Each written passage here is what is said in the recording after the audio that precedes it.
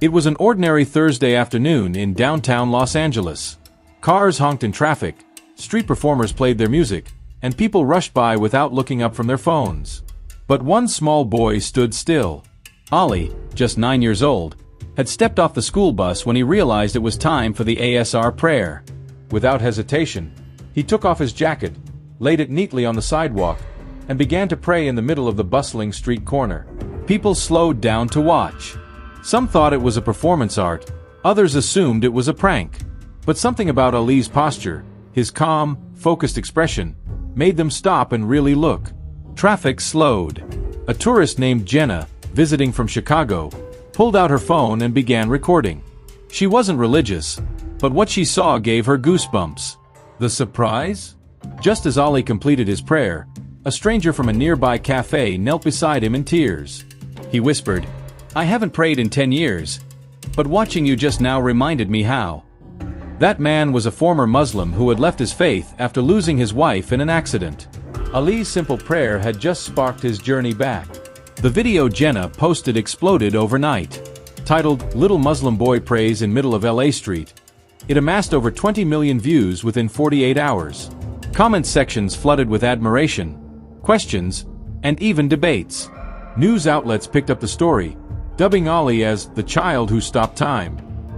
A new hashtag began trending. Hashtag Pray Like Ollie. Ali's parents, unaware of the viral attention, were shocked when reporters showed up at their apartment the next morning. "We didn't even know he prayed there," his mother said with a mix of pride and worry.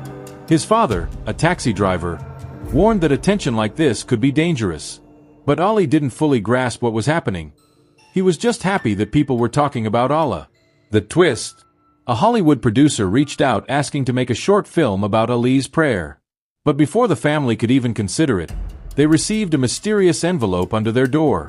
Inside was a note: "Your son is a threat to our way of life. Leave now." Suddenly, everything changed from admiration to fear. People from every background began showing up at the corner where Ollie prayed. A Jewish rabbi, a Buddhist monk, and a Christian pastor each visited at different times, each expressing how deeply moved they were. "His faith reminded me of what devotion really means," said Pastor Jenkins on a live interview. Muslims from across the city began organizing group prayers at the same location, peacefully kneeling side by side. The atmosphere shifted. What was once just a sidewalk became a spiritual landmark. But not everyone was happy. Protesters began arriving with signs, calling it religious propaganda, and demanding city officials intervene. Here's the shocker: one of the loudest protesters was a woman named Sharon, Jenna's estranged mother. After years of no contact, Jenna confronted her in public. "You always told me to believe in something. Why are you angry that this little boy did exactly that?" The clip of their confrontation went viral as well, further propelling the movement. Ali's family, originally from Syria, had escaped war and sought peace in America. His father, Yassine, drove a cab 12 hours a day while his mother, Maryam, stitched dresses at home. They never imagined their quiet, faithful life would become the center of global attention. "Ollie was born during a bombing," Maryam told a reporter. "We named him after the Lion of Islam, hoping he'd be brave." When asked how Ollie learned to pray so devotedly, Maryam smiled. "He taught himself from watching YouTube videos of Mecca. He'd cry when he saw the Kaaba." The public melted at the innocence and depth of this boy's love for his faith. Donations began pouring in from all over the world, some from Muslims, others from people simply touched by Ali's story. But the biggest surprise came from the government. A city council member invited the family to City Hall, presenting them with a certificate for inspiring peace. Yet that same night, someone smashed the window of their apartment and left behind a spray-painted message: "Take your religion somewhere else." Love and hate were now clashing right outside their door. James Thompson, a 42-year-old computer engineer, had never believed in God. He'd read Dawkins, watched debates, and lived by logic.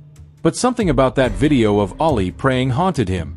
He watched it over and over, zooming in on the boy's face, searching for an explanation. Why did he look so content? James whispered to himself. Curiosity turned into obsession. James visited the prayer site one evening and sat there for hours. When a group of Muslims gathered for prayer, he nervously asked, "Can I watch?" They welcomed him.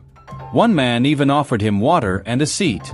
By the end of the prayer, James felt something inside him shift. He couldn't describe it, only that it felt like silence in a world full of noise.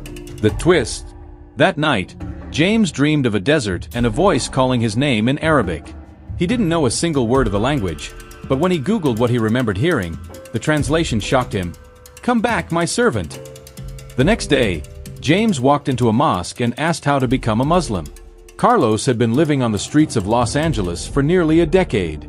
A former musician who lost everything to addiction, he often slept near the very corner where Ali had prayed. When the crowd gathered days later for a group prayer, Carlos sat in the background, his old guitar case at his feet, watching quietly. Something about the peace on their faces reminded him of the songs he used to write, songs about hope.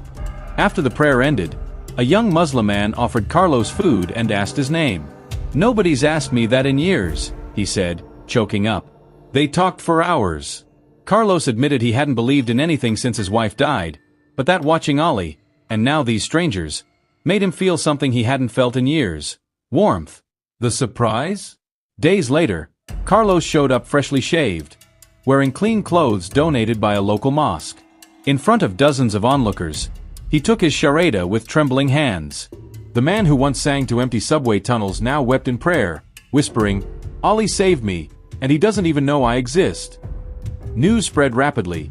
People from all walks of life, artists, ex-prisoners, single mothers, were visiting mosques, inspired by the viral video of a praying boy. Within a week, 10 individuals had converted to Islam, each with their own reason but all sharing one common moment: watching Ali's prayer. A local imam called it a silent dua louder than any khutbah. Ali's father tried to keep life normal. He still drove his cab and avoided interviews. But at the grocery store, people began recognizing him, even asking for pictures.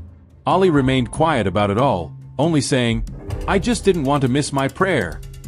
When asked if he wanted to be famous, he simply shrugged and said, "Famous doesn't get you closer to Allah." And then came the twist.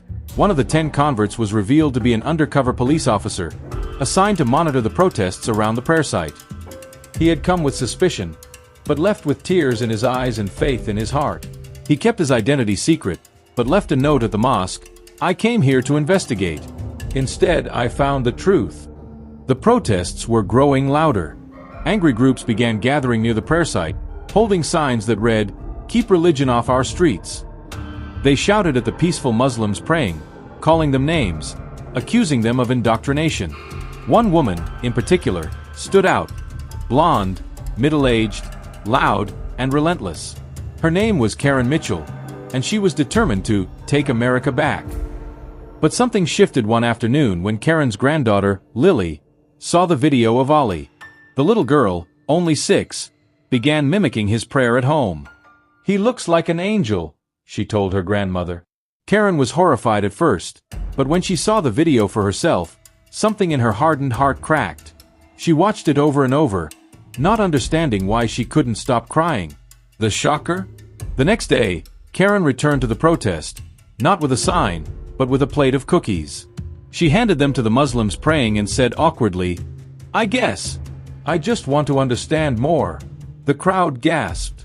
One of the protesters behind her shouted, "Traitor!" But Karen ignored them. "He's just a boy," she said, "and his God gave him more peace than I've ever had in my life." Suddenly, without warning, the entire family vanished. Their apartment was empty, their phones disconnected, and their neighbors had no idea where they'd gone. News stations began speculating. Was it a government relocation? Had they received threats too serious to ignore? Or was it something darker? Panic spread through the Muslim community in LA. Rumors circulated that Ali had been taken, that he was being used or silenced. Protests broke out demanding answers. The hashtag #WhereIsAli began trending globally. People gathered in front of city buildings holding candles and photos of the little boy who had moved the world with his simple act of faith.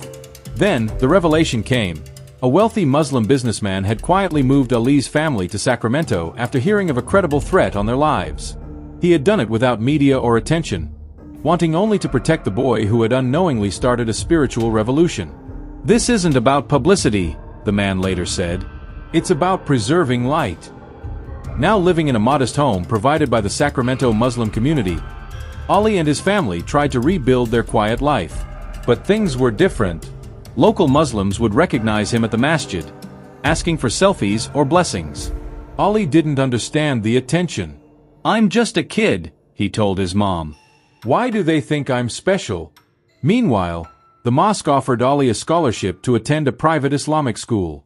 He began studying Quran and Arabic more seriously.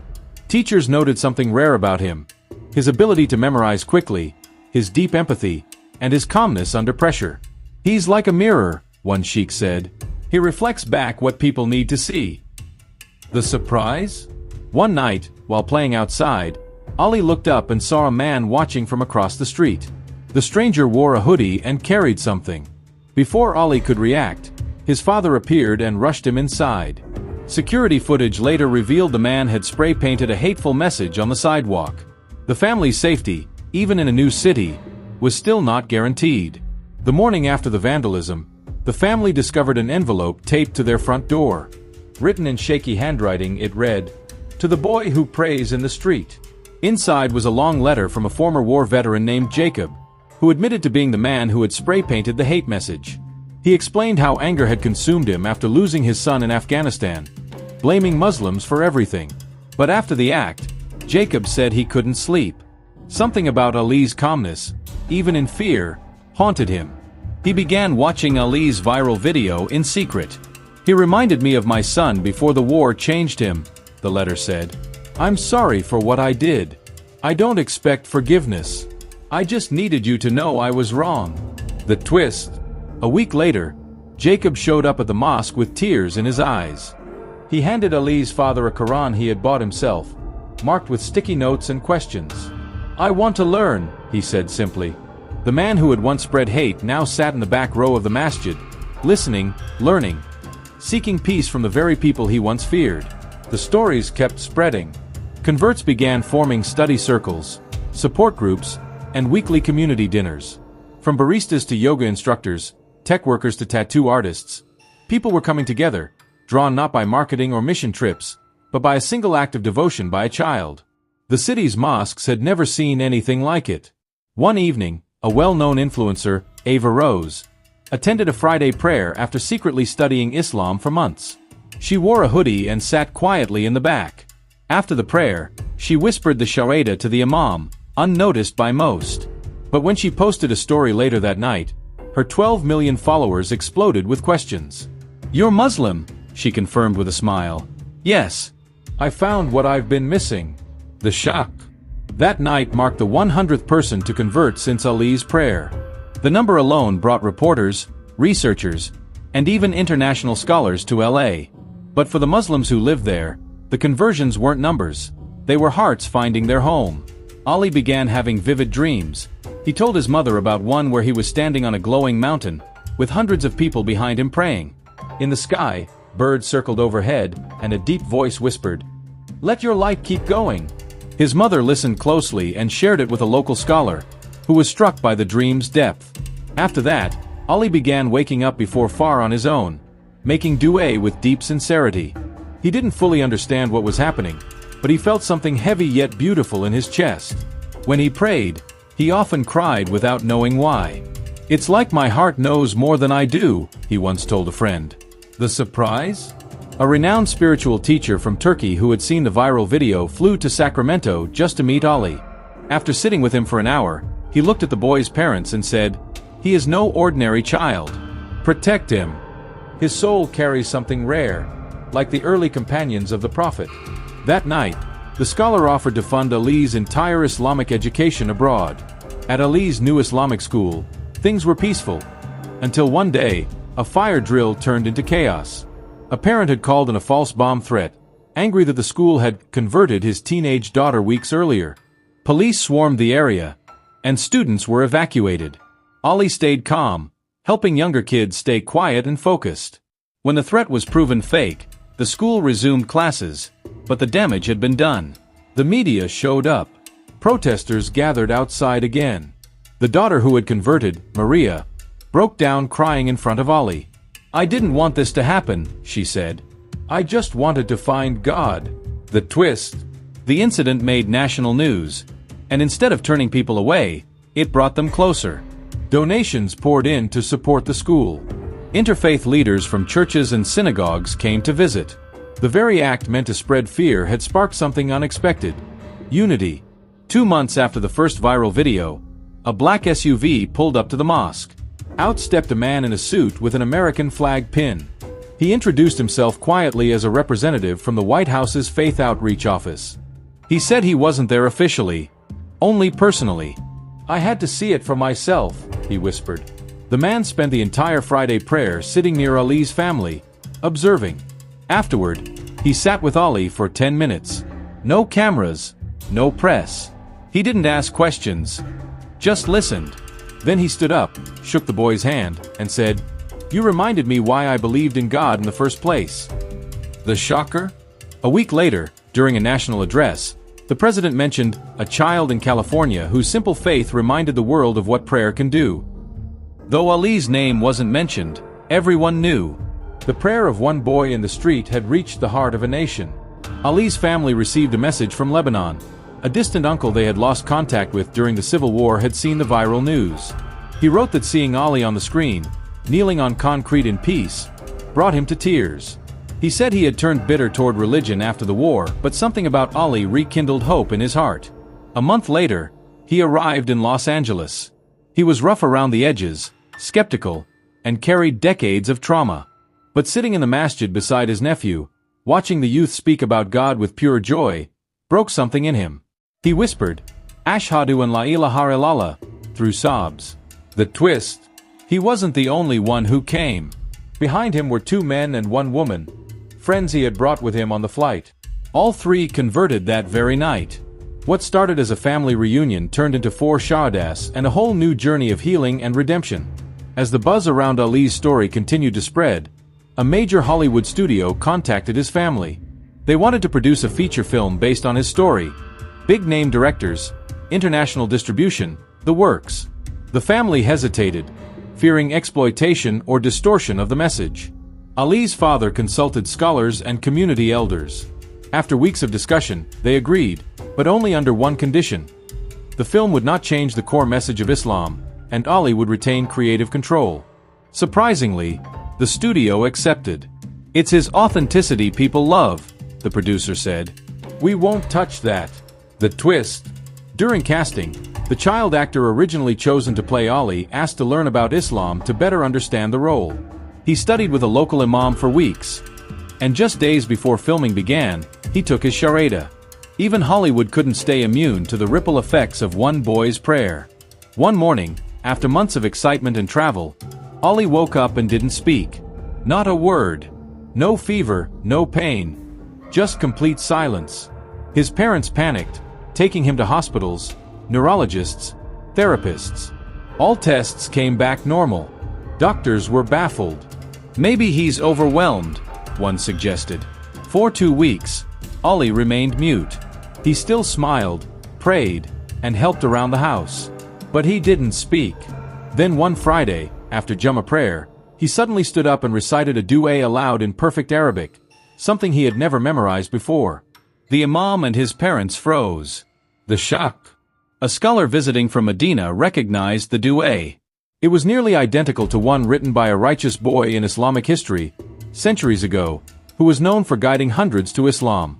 "Perhaps," the scholar whispered, "his soul carries a memory greater than this life." That night, Ali began to speak again. Only now, his words carried a weight that made even adults pause and reflect. The number of converts reached 738. That final count, 739, seemed symbolic, but incomplete. Until one evening, during a quiet Ramadan night, a woman knocked on the masjid door. She looked worn, holding a Bible in one hand and a folded prayer rug in the other. "I've been watching from across the street for weeks," she said. "I think I'm ready." She was a local librarian who had seen Ali praying that very first day from her window. It had haunted her in the best way. She had read the Quran in secret, joined online forums, and watched every story unfold from the shadows. "I needed to be sure it wasn't hype," she said. It wasn't. It was truth. The twist: her name was Grace, and she became the 739th person to embrace Islam, completing the number that had traveled through headlines. But to Ali, she wasn't a number. She was the last reminder that even the quietest observers might be on the brink of transformation. One prayer, one boy, 739 hearts, and still counting. Thanks you for watching.